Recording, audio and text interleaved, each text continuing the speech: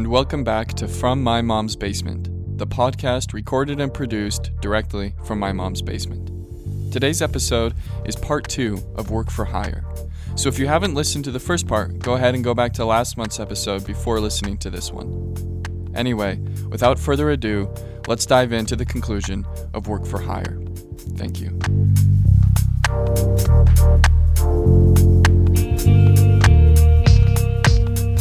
Part 2. The driver shifted in his seat. His body language telegraphed some kind of uncomfortability. Mr. Dagger noticed this and frowned. The 29-year-old simply stared back at Mr. Dagger, waiting for a punchline or a chuckle or some kind of indication that what he had said was in fact a joke or attempting to be one. But no such indication came. There was a long silence. Are you joking? The 29-year-old asked. No. There is nothing humorous about this. This man is a nuisance to me. He must be stopped. What? I'll give you your car ride back to your intersection to think about it, Mr. Dagger said, reapplying his handkerchief to his nose. Mr. Dagger tapped the stiff driver on the shoulder, and the car began to move again, backing away from the grand estate and returning to the long, dark, pine-covered lane. The 29-year-old stared out of the car window, thinking of the cold and dark world he was going to have to return to. He wasn't exactly frightened by what Mr. Dagger had said. It took a lot to frighten the 29-year-old, but he was, to put it mildly, very confused. As the neighborhood slowly drifted from upper class to middle class to working class, the 29-year-old could feel his body tensing. He could feel his muscles tightening, readying to face whatever danger might present itself on the deserted, frost-covered streets of the industrial district which he called home. He could already feel the rough concrete against his face. He could already feel the snow blowing in under his torn clothes. He could already feel the throbbing cramps of starvation coursing through his abdomen. He could already see the malicious characters waiting for him in the shadows, ready to take from him whatever they deemed valuable. He tried not to cry. As the Rolls rounded the last corner and started speeding down the run-down street the 29-year-old called home, the 29-year-old came to a sudden, epiphanic conclusion. He was far more terrified of the street, of the world to which he belonged, than he was of this mysterious benefactor and the murderous schemes of high society. 3 nights later, the 29-year-old found himself standing at the front gate to the Rosewood house. He got there on foot, a 5-hour walk. Mr. Dagger discouraged the 29-year-old from taking any kind of public transportation or soliciting a cab. There could be no record of his trip to the Rosewood house. After pacing the perimeter of the estate, a journey in itself which took close to an hour, the 29-year-old realized that the fence held no weakness or deficiencies. It was a solid, well-crafted fence that any metal worker would be proud of. Tall and stable, and without any signs of rust or decay, there would be no penetrating this fence, only circumventing it, climbing over or under or around it. But, as Mr. Dagger had told the 29-year-old, this would be his greatest obstacle. If he could just get past the fence, the rest would be easy. The 29-year-old had been outfitted by Mr. Dagger through an organized, clandestine care package drop, which consisted of an unregistered firearm, a black winter coat, and black combat boots. These items had been wrapped in cellophane and inconspicuously placed under newspaper clippings in the back of a specified dumpster on a street the 29-year-old frequented. The firearm given to the 29-year-old was a snub-nosed .38 caliber revolver with 6 cartridges already loaded in the cylinder. But, having never fired a gun before, the 29-year-old was hoping he could find another way of taking care of the owner of the Rosewood house. He was banking on being able to sneak into the mansion undetected and smothering or strangling the designated target in his sleep, without having to resort to any kind of firearm use. He thought that smothering might be a more humane way of murder, anyway. At least suffocation wouldn't involve any scary percussive blasts and bodily mutilation by way of fast-moving projectiles. The 29-year-old had, like many people, an adverse reaction to seeing blood. And if TV and movies had taught the 29-year-old anything, it was that bullets, especially when used in close quarters, had a way of making a Bellagio fountain show out of blood and other bodily materials. He didn't want to see that. He also figured that the owner of the Rosewood house was old and decrepit after a long life of sitting in boardrooms and plush leather chairs, and that he would have no problem overpowering an old man with such a soft and atrophied body. Yes, suffocation would be the way to go. Standing in the dark, pacing along the edge of the fence line like a caged lion, the 29-year-old wiggled his toes in his warm boots and raised his cozy ears against the thick lining of his jacket's hood. For the first time in years, the 29-year-old was adequately dressed for his conditions. He was warm enough to not shiver uncontrollably. He was warm enough to think about something other than his lack of warmth. This new agency in his cognition raised a few new problems. Standing in front of the dark mansion, the 29-year-old began to realize that killing the wealthy oligarch that lived in the dark chambers of the Rosewood house wasn't really essential to his survival. Now that a couple of his basic needs had been met, the 29-year-old was suddenly struck with the true ethical and moral repercussions of his mission. He put his hands around the cold metal bars of the fence and stared. He stared at the brick mansion in the moonlight. All of the windows were dark. There were no lights on. If he wanted to, he could run.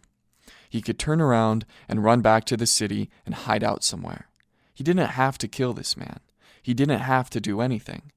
And although Mr. Dagger had made a vague but serious threat on the 29-year-old's life when he first agreed to carry out his murderous request, the 29-year-old knew there was no real way Mr. Dagger could find him. Unless there was some kind of GPS tracker hidden in the down padding of his winter jacket, the 29-year-old could easily escape the malicious clutches of Mr. Dagger. He'd been hiding for years now. He was good at it. He was an expert. And he knew that Mr. Dagger didn't have the time or the investment to really search that long or hard for him. The 29-year-old watched his breath float up in little clouds, fading away in the moonlight.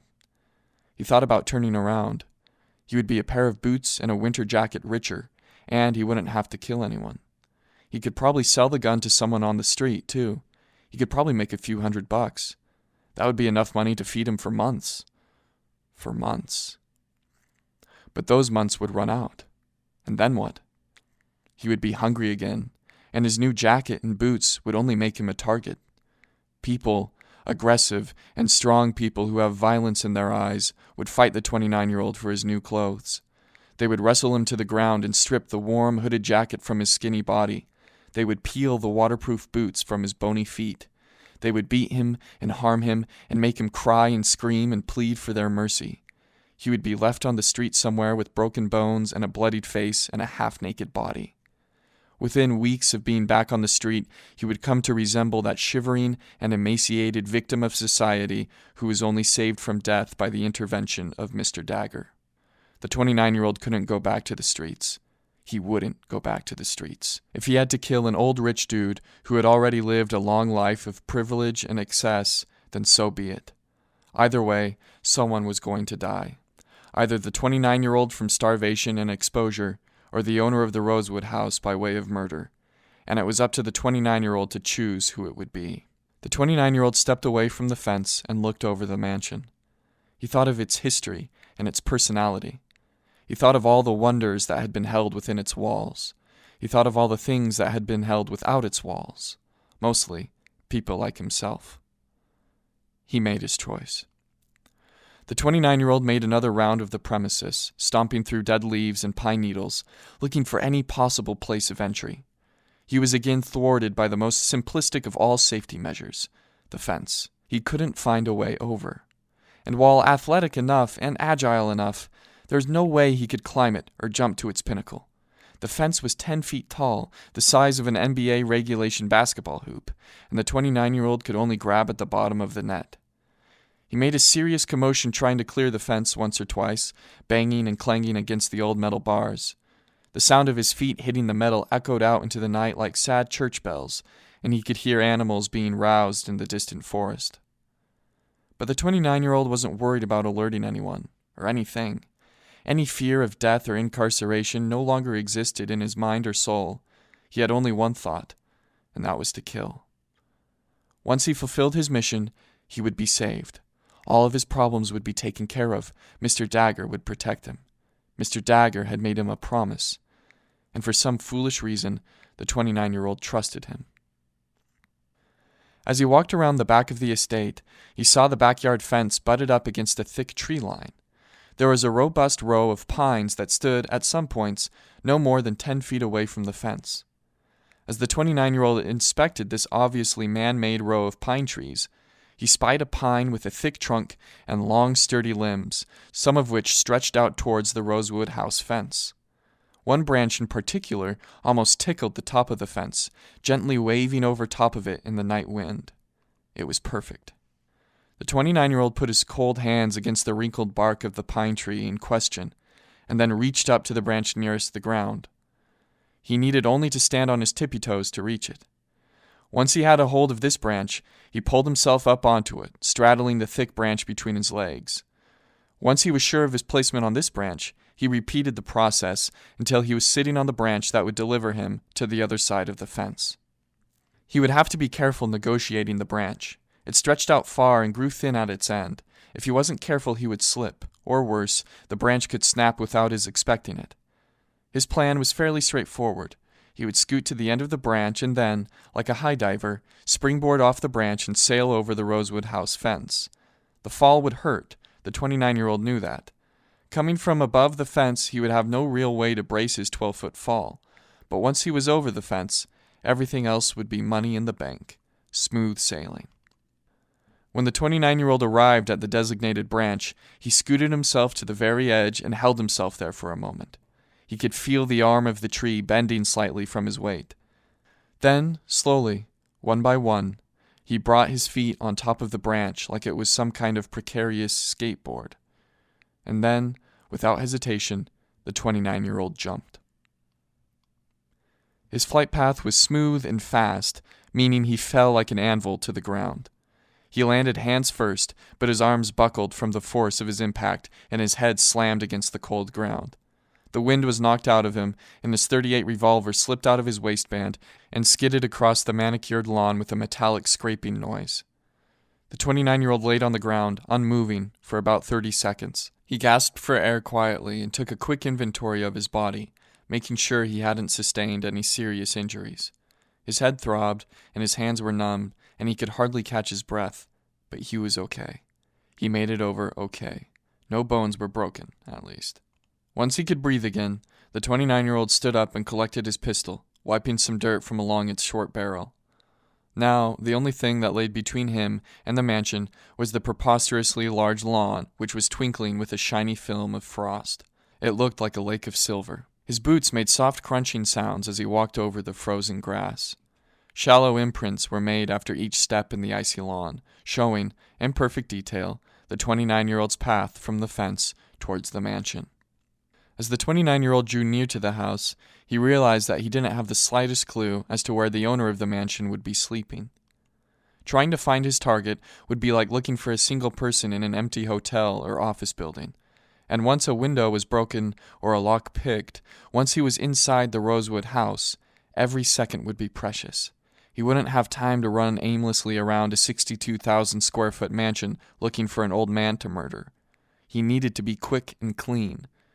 But as he approached the stone steps that led from the lawn to the sprawling back porch of the house, the 29-year-old was beginning to realize that this enterprise would be anything but quick and clean.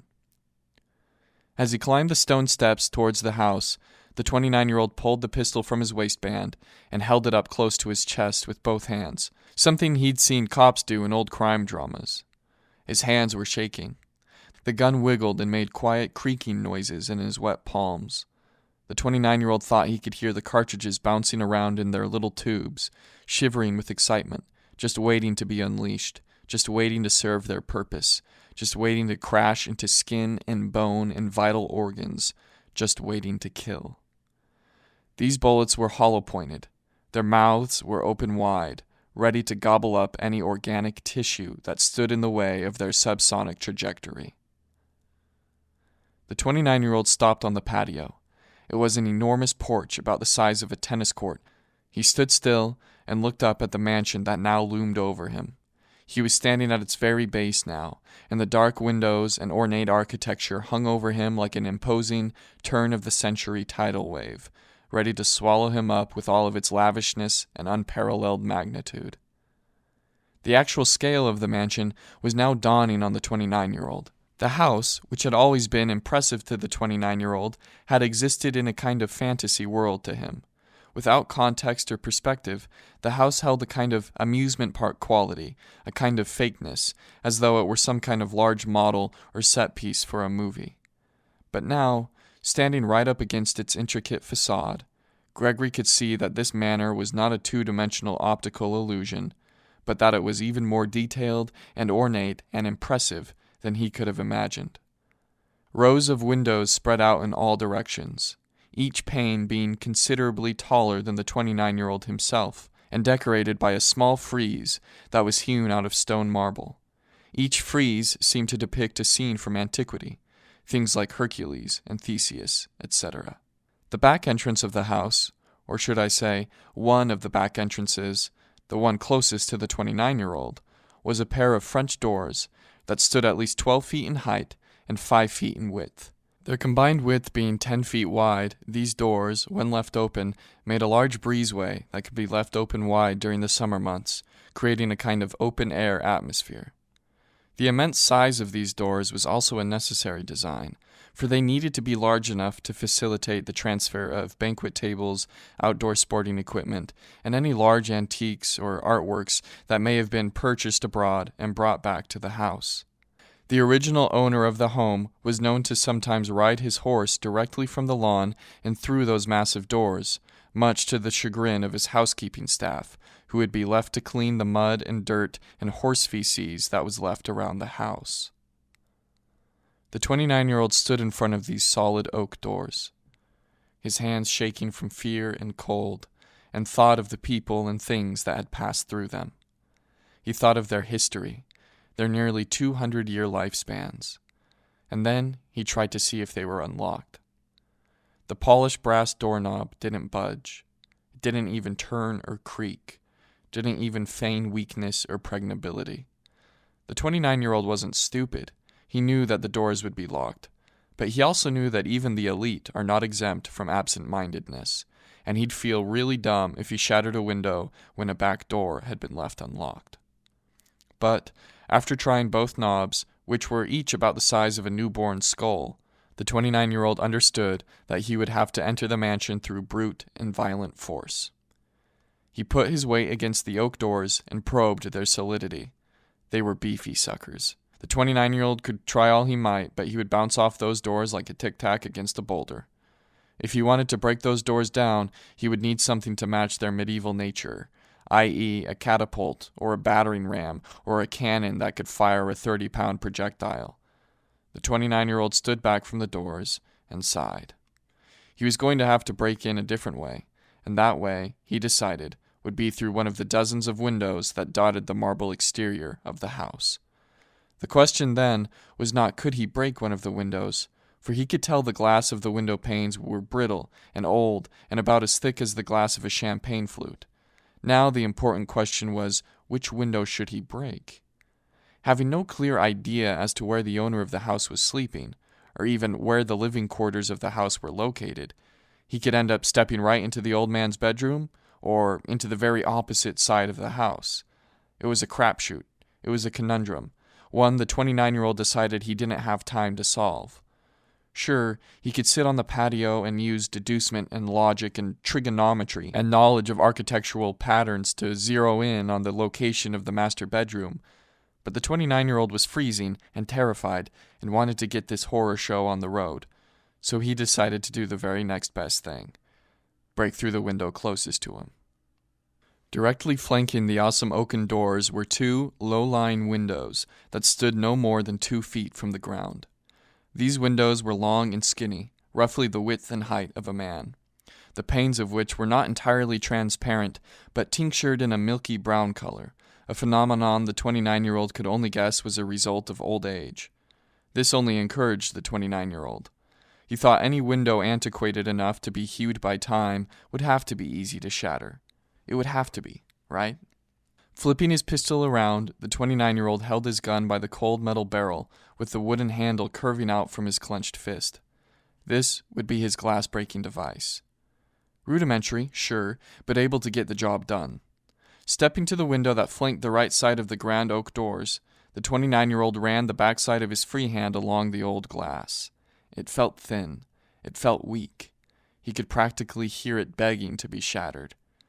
Fixing himself in a kind of athletic stance, his legs bent and shoulder-width apart, the 29-year-old began a series of practice swings like a golfer at the tee.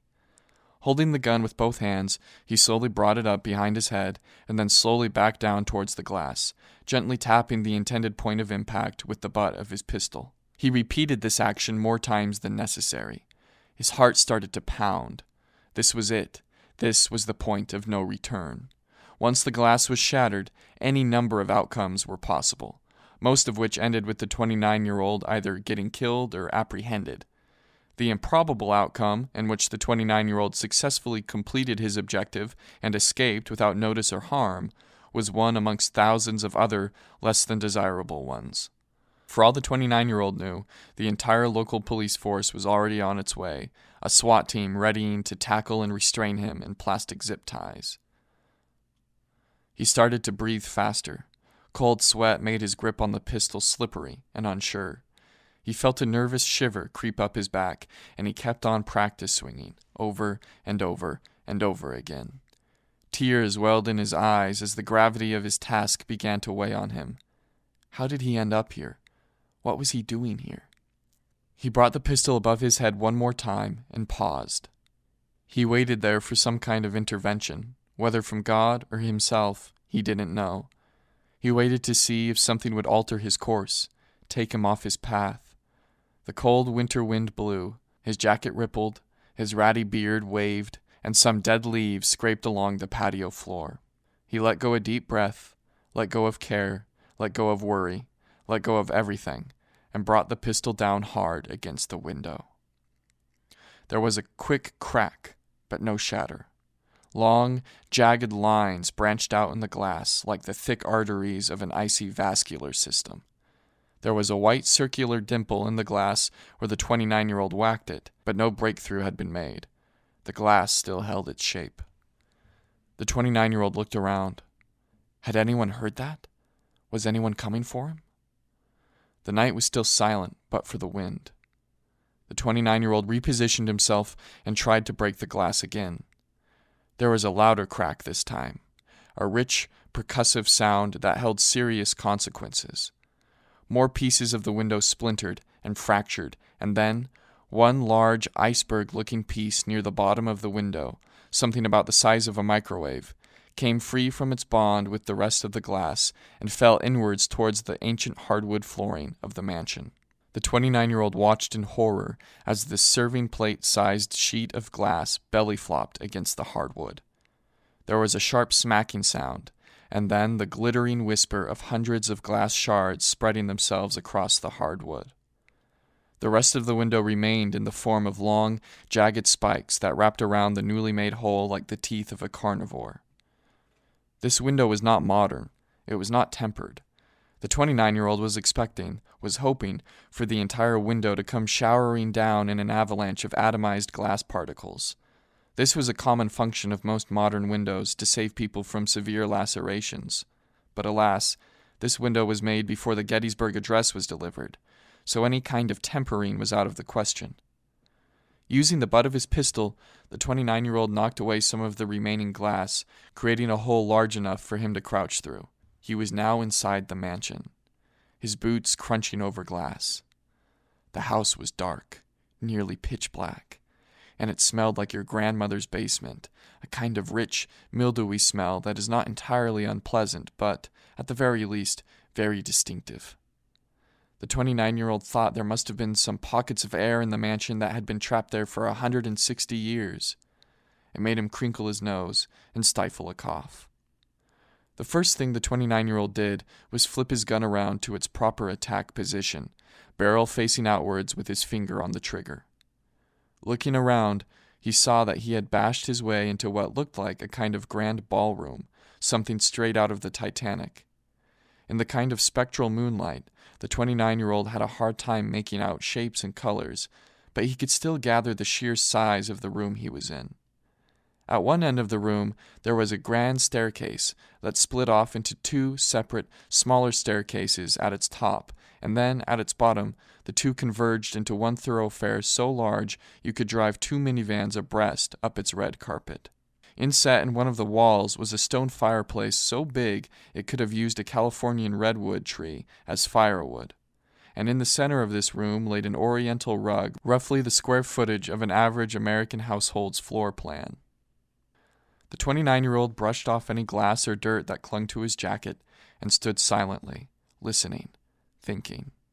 Under any other circumstance, the 29-year-old might have enjoyed a visit to see an American castle, to see how someone might utilize their private fortune, to see the kind of ridiculous but beautiful excesses America is known for. But under this circumstance, clutching a gun in his shaky hands and wandering around inside the dark and cavernous corridors of the mansion, ready to perform the most unforgivable of unforgivable acts, the 29-year-old was anything but excited. After listening to the sighing and creaking of the old mansion as it slept in the cold night, the 29-year-old decided no one had been alerted by his break-in. And so, confident that his presence was unknown, he headed deeper into the house. Crossing the beautiful oriental rug, over which he tracked mud and grass and displaced some shards of glass, the 29-year-old came to the grand staircase. Thinking that the owner of the house probably had his rooms on the upper floors of the mansion, the 29-year-old ascended the stairs, keeping his .38 out at the ready. The stairs moaned and sighed and yelped as he stepped over their old and weary faces. He could feel the wooden stairs bend and rock under his boots. There was even a warped depression in the center of the stairs from the weight of the countless people who had traversed over them during their long lifespan. The 29-year-old could feel the memory of these people. He could feel their high heels and their shiny loafers and their gowns and dresses and three-piece suits. When the staircase diverged, the 29-year-old decided to charge up the leftward side. He did this without hesitation or cogitation. Something in him always favored the left. It was a superstitious habit, something he had picked up in grade school and never outgrew. But like any man caught in what could be a life-or-death scenario, the 29-year-old was relying heavily on superstition and luck to see him through his perilous endeavor. Unfortunately, for the 29-year-old, he chose wrong. Perhaps if he had left superstition behind, he would have survived the night. The top of the staircase spit the 29-year-old out into a long and narrow corridor, and it was pitch black. The only word that could possibly describe the darkness of this corridor would be subterranean, or maybe deep-sea-esque. The 29-year-old couldn't even see the end of his pistol as he held it out in front of him. It was a thick, soupy kind of darkness. The 29-year-old thought he could feel the blackness filling his lungs like water. Before moving forward, the 29-year-old reached out with his arms in all directions and felt stone walls about an arm length away from him on either side. He knew then that he must be in some kind of hallway, a passageway that could lead him into somewhere a little less dark, hopefully. He would have to use the walls to guide him. Holding his gun with his right hand and pressing his left palm against the cold stone wall, he began to walk down the pitch-black corridor. His nose was filled with the earthy, mineral smell of stone, and the 29-year-old's olfactory system sent him back to when he was a child, playing around in the cellar at his grandparents' house. The cellar was all concrete. It was cold and dark and filled with shelving that housed dusty jars and tools. The 29-year-old would hide in that cellar, hide and think of his parents. But that was an old memory now, one distorted and fogged by time. His grandparents wouldn't keep him long, and he'd be shipped off somewhere else, and the memory of that cold and dark place would fade, only to reemerge when least expected. The 29-year-old's boots clapped against the stone floor. After a time, he picked his feet up on their tippy toes and moved forward, not unlike Elmer Fudd in a Looney Tunes episode, holding his gun out and walking with an exaggerated emphasis placed on his stealth, his head bouncing up and down as he moved from foot to foot. As the 29-year-old snuck further into this corridor, his eyes, by small degrees, began to acclimate to the murky blackness. The general geometry of the corridors started to present itself. He could see that the hall was tall and arched in a kind of Gothic style, sloping into a curved point at its apex. There were various wooden end tables standing along the walls, which were decorated with antiques and ornaments from faraway lands. The 29-year-old was amazed he hadn't knocked anything over in the dark. He also began to see the dark outlines of doors perforating the stone walls further down the corridor. This looked promising.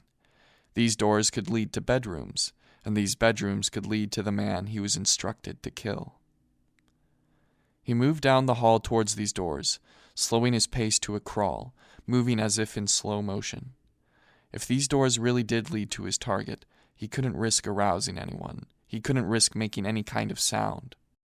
By the time he reached the first of the many doors, his eyes were almost completely adjusted to the dark.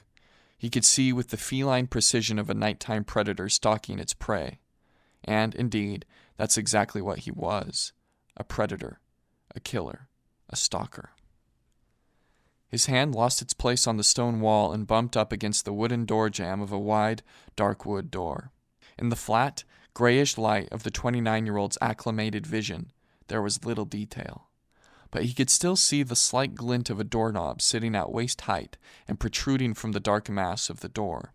In a quick but measured action, the 29-year-old twisted the knob and found, unlike the brassy knobs out back, that this doorknob gave way and released itself from the door jamb. Pushing slowly, the 29-year-old opened the door to whatever was on the other side. The door made a soft creak and moan, but nothing the 29-year-old thought loud enough to alert anyone nearby. It was a sad, quiet noise, like the last bit of air leaving a dying man's lungs. When the 29-year-old saw the door was opened wide enough for him to squeeze inside, he dropped his hands to his sides and wiggled through the gap. The 29-year-old saw a window, and then the lights came on. The light was blinding, and the 29-year-old winced and closed his eyes. A voice, old and rugged, came from behind him. "Drop your gun." The 29-year-old did just that. He threw his hands in the air, and his .38 clunked against the floor with a heavy thud. "Turn around," the voice said. After acclimating to such a dark environment, the 29-year-old's eyes burned under the harsh light. Trying to open them made his head throb. It was like he had just been hit with a flashbang grenade. He stumbled as he turned around. His eyes were still closed, and he kept his hands above his head. He could feel the presence of someone in the doorway. He could feel the eyes of someone digging into him. The 29-year-old opened his eyes. The room he had entered appeared to be some kind of kitchenette or butler's pantry. It was a smallish room with a marble counter in its center and cupboards hanging on the walls surrounding the counter. There were all kinds of kitchen accoutrements spread out on the counter, a cutting board, a collection of kitchen knives, pots, pans, etc. But the room itself was no larger than your average bedroom. Standing in the doorway to this little butler's pantry was, the 29-year-old saw, an old man holding possibly the largest gun he had ever seen in his life. It made the man, who was tall and broad-shouldered, look small by comparison. It was some kind of double-barreled contraption decorated with gold leaf and what looked like an ivory butt with scrimshaw carvings covering most of it. It looked like an antique, something you'd see in a museum. "Kick your gun over to me," the old man said, his double-barreled bazooka trained on the 29-year-old. The 29-year-old looked around, his vision blurred and disoriented, and tried to find where the pistol had fallen. He couldn't see it anywhere. I don't know where it is," the 29-year-old said. "Behind you," the old man said. "Look on the ground behind you." The 29-year-old flipped around, his hands still in the air, and saw his little .38 sitting on the hardwood paneling. He could die for it. He could pounce and grab it. The old man couldn't have a very fast reaction time. His muscles would be stiff and his mind cloudy. The 29-year-old could outmaneuver him. He could dive for the pistol and roll behind the counter. He'd have 6 shots while it looked like the old man would only have 2. He could do it. He'd have to be quick. He couldn't make a mistake. He couldn't stumble. But once he was positioned behind the counter, it would be an even gunfight. The 29-year-old looked down at the little pistol and realized he couldn't feel his hands or feet. They were completely numb. His teeth were chattering. He could feel vomit inching its way up his throat. "Kick it over," the old man said. The 29-year-old hooked the toe of his boot under the pistol and launched it across the floor towards the old, gun-wielding man. He just didn't have it in him to fight. He didn't have it in him to dive for the gun. I guess you never know until you're in that kind of situation. But the 29-year-old was not a fighter. The 29-year-old watched as his last and only hope of completing his mission skidded and thumped over the hardwood and stopped at the old man's feet. In a painful and rigid motion, the old man squatted down to the pistol, grabbed it with one hand, and threw it into the dark hallway behind him. It made an echoey bang against the stone. The old man's face contorted as his old leg muscles raised him back to a standing position. This man must have been 10 years Mr. Dagger's senior, at least. His face was covered with bluish clusters of broken blood vessels and dotted with purple age spots, which gave his perfectly bald head the appearance of an alien moon. The whites of his eyes had the yellowish hue of honey or urine, and his jowls hung low over his chin like those of an English bulldog. In fact, a bulldog would serve as a great analog for this old man. He was like a big, anthropomorphized bulldog. His shoulders were strong and his neck short and wide, and his lower jaw jutted out in an ugly underbite. Even in old age, this old guy looked formidable and tough and ready to kill. This old man was a fighter. You could tell he'd been fighting his entire life. "Stay right there," the old man said. "The police are on their way." "No, please," the 29-year-old said, struggling to even speak. I'm sorry, I didn't mean to. The 29-year-old trailed off. He didn't know what to say. His hands quivered in the air. "Where'd you come from? Where'd you come from?" the old man asked. There was no fear in this man's voice. His question was calm and sincere. I don't know," the 29-year-old responded. Please don't call the police. I'm sorry, I can leave." The 29-year-old's voice was caught in his throat again. It felt like his vocal cords had been surgically removed. When he tried to speak, nothing came out. "Did someone send you here?" the old man asked. The 29-year-old shivered. He wasn't sure if he should defend Mr. Dagger or throw him under the bus. He was the reason the 29-year-old was in this awful predicament, after all. No, the 29-year-old said. No one sent me." "So you stumbled into my home at random?" the old man asked. "It was pure chance, was it? You decided to walk 2 miles off the nearest paved road to come here. Why?" The 29-year-old shrugged his shoulders.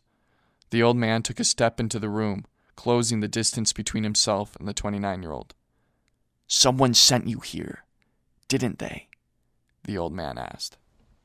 The 29-year-old shook his head, slowly mouthing the word no. On the counter in front of the 29-year-old was a butcher's knife. The handle pointed out towards the 29-year-old. On the knife's edge was the filmy residue of some kind of dessert that must have been cut days ago. This old man didn't have a working staff of servants. In fact, as the room came into focus and the 29-year-old's eyes adjusted completely, the abject disarray of the butler's pantry became wholly visible. Half-eaten plates of potatoes and meat were scattered here and there. Silverware was tossed haphazardly around. Soiled napkins and paper towels were crumpled in piles, and crumbs littered the floor. It looked like raccoons had scampered in there and had torn the place to shreds. The old man could see the 29-year-old looking at the stale plates of food and soggy napkins scattered around. "I had to let go of my kitchen staff, I'm afraid," the old man said. "I've never been one who took great care of himself, even in my old age." The 29-year-old stared into the old man's gun, stared into its double-barreled eyes. Death was waiting for him in those eyes somewhere. All the old man had to do was contract his arthritic pointer finger, and the 29-year-old would be gone in a flash of gunpowder and lead. "I suppose we might have that in common, huh?" the old man asked. "We never learned how to take care of ourselves properly." The 29-year-old didn't say anything. He just shrugged. The old man moved closer to the 29-year-old.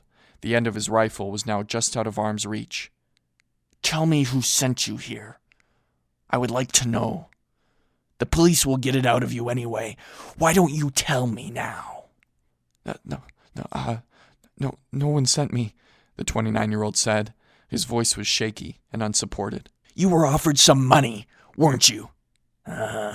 Sure. I would have done the same thing. Trust me. I've done worse things for a paycheck. Oh, sure. You can't support a lifestyle like this without losing some part of your humanity. To be successful at anything, to any degree, you have to sacrifice something of yourself. You have to make mighty sacrifices. Sometimes you sacrifice time. You sacrifice leisure. You sacrifice love. In business, in big business, you have to learn to sacrifice your humanity. The old man took a step closer to the 29-year-old. The deadly eyes of the golden shotgun were now less than an arm's length away. The 29-year-old could reach out and grab the gun. He could snag the end of it and pull it from the old man's grasp. He could wrench it from the old geezer's fingers with little effort. He wouldn't even have to use his full strength. It would be easy. Then it would be over. Of course, the old man said, living without humanity can breed you many enemies. But look at what I've accomplished. Look at what I've gained.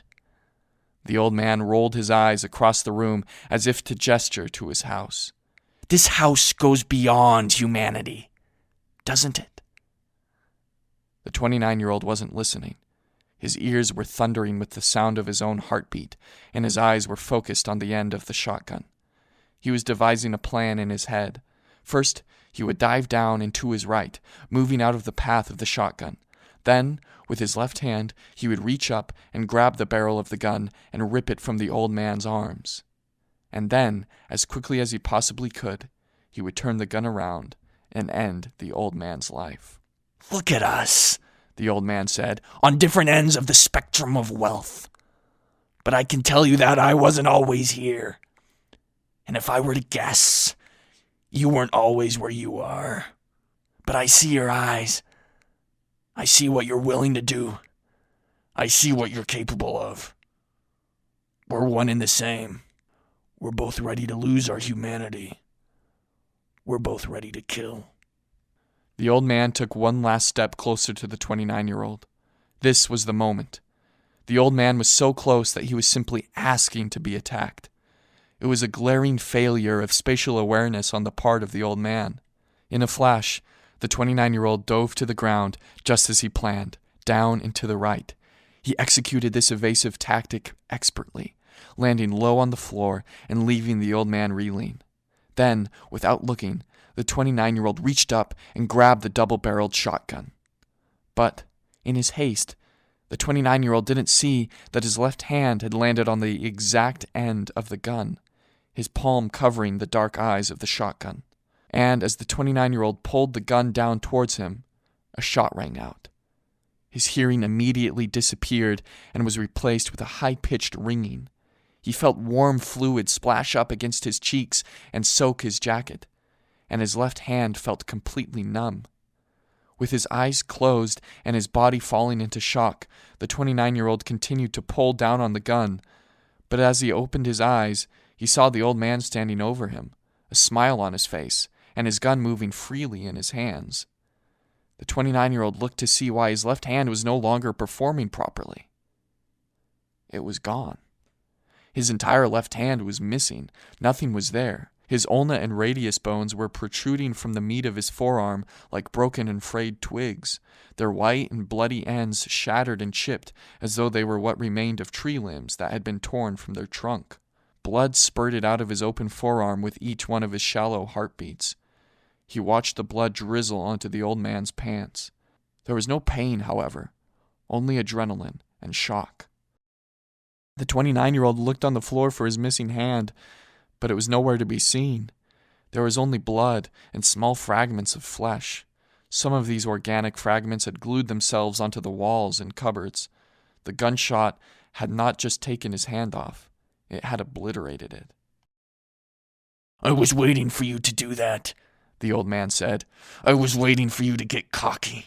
This gun took down an elephant in East Africa. You believe that? They don't even make the ammunition for this thing anymore. It's not cost-effective. The rounds are too big.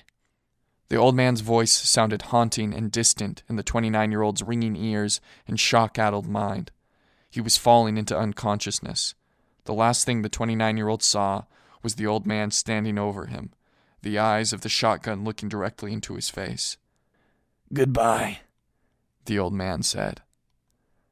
The second shot was heard by the police as they swarmed the property. One junior officer saw the light from the blast fill the frame of a second-story window. Within moments, half a dozen highly trained, highly armored, and highly equipped officers were at the entrance to the butler's pantry, and they, all of them, let out a great sigh of relief when they saw that everything was okay.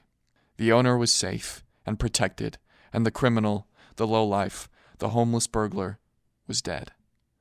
Everything was exactly as it should be. There was balance in the universe.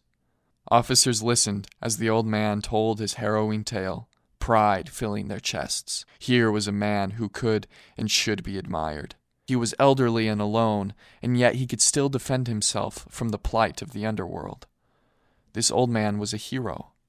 His wealth and power were only a part of what made him so charismatic and commanding. He had real courage, too, and he had joviality in the face of danger and death. This old man was what all young men should aspire to become. The officers laughed as the old man told a story from his past, one involving foreign lands and women in danger. One of the officers fell quiet as he watched a gurney roll past him and into the back of an ambulance, a body bag buckled tightly to its frame. The 29-year-old was dead. Mr. Dagger would have to find another pawn for his schemes, and the old man who owned the Rosewood house would have to replace a window. But that was the extent of the 29-year-old's legacy. No one would mourn for him. No one would think of him. No one would give a toast in his name. He would join the millions of nameless, faceless people who die without kin or community, and the body politic would be secretly grateful that there would be one less of his kind filling the streets, soiling their pretty city with his demented being. His death was good. It was correct. And for his death to be delivered by the hands of wealth was beyond good. It was poetic. It was justice.